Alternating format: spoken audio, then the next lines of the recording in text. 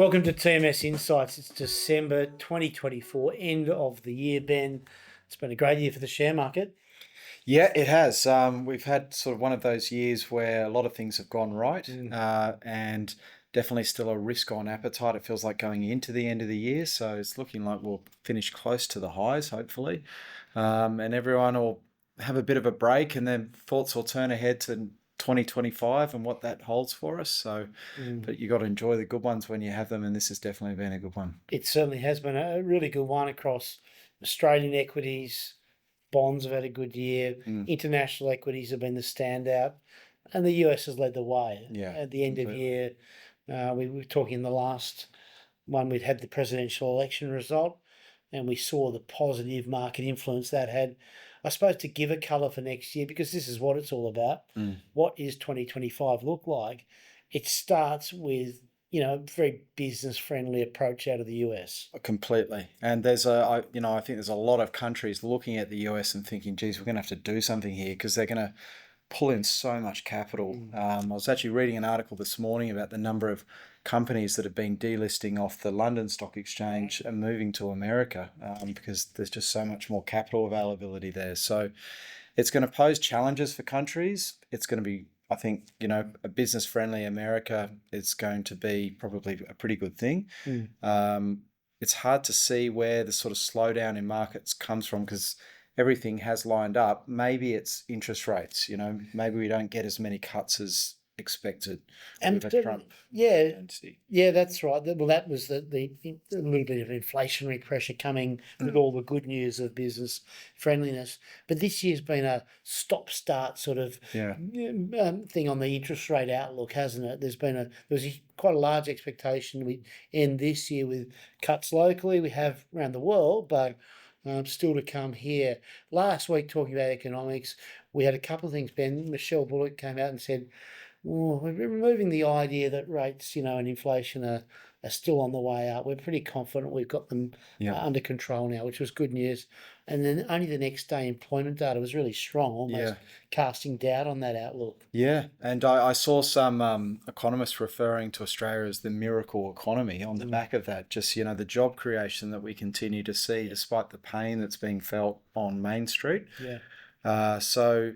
Look, I watched Michelle Bullock talk at that press conference post the last rates decision, and she was decidedly more dovish. But maybe that changes. Maybe the RBA stomachs lower unemployment and potentially a bit of a higher inflation rate. But there did feel like there was a pivot in the outlook for rates. Poured out in that talk.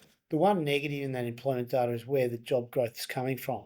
It's not private sector. It's government sector, and this is something that is probably unsustainable. And you got two levers pulling in opposite directions when they should be aligned, which is the right. And speaking locally, again, we're going into a federal election year, so that'll put a lot of these settings in focus. And I know even today we've seen our new Reserve Bank board members appointed this morning, so all of that to follow.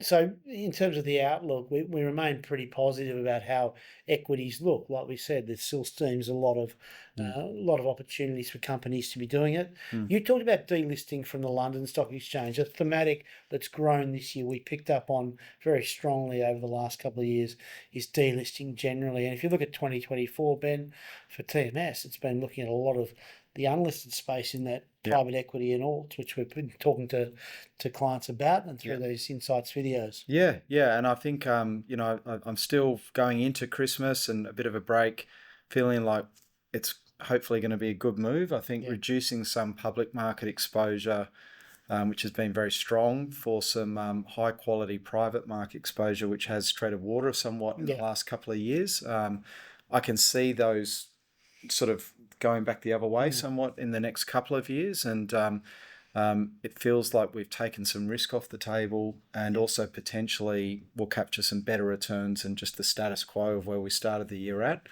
I think it's fair to say it's harder to find compelling buying opportunities at the moment. Yeah, and that We haven't comes had a lot of company news either No, we recently. haven't. And company news has gone quiet. I think that Yeah. sort of says that, it is the year has had a good run, and Yeah. people want to sort of close books, come back in January and get started again. Yep. So it might be a good time then to give a bit of a TMS update. Last Insights, we said we had a bit of company news coming, and that's now come. We've now rebranded, and now we call ourselves TMS Private Wealth, with new colours, new logos, new website, and the same people and the same commitment to our client success. So exciting for us as we come into 25 with that new lick of paint, so to speak, Ben. Yeah, look, it's been a lot of work going on in the background this year, so looking forward to a more normal year in 2025. But I think it was an exercise that was well overdue, if we're being fair, but more reflective of what we think the business looks like. Our industry has obviously changed a lot in the last 10 or 20 years, and with that, you got to keep evolving and make sure you stay relevant and up to date. And I think hopefully, in particular, the website is a good experience for clients when they're using it, which is the main sort of.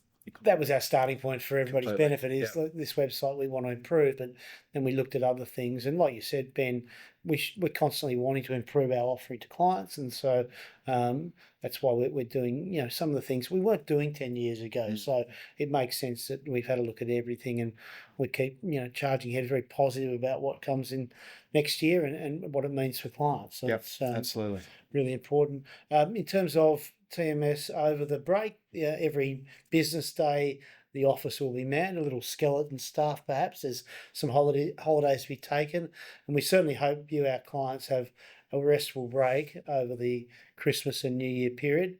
And on behalf of everybody, Ben, we're wishing a great Christmas for all our clients and friends. Thanks. Thanks for 24. We look forward to 2025.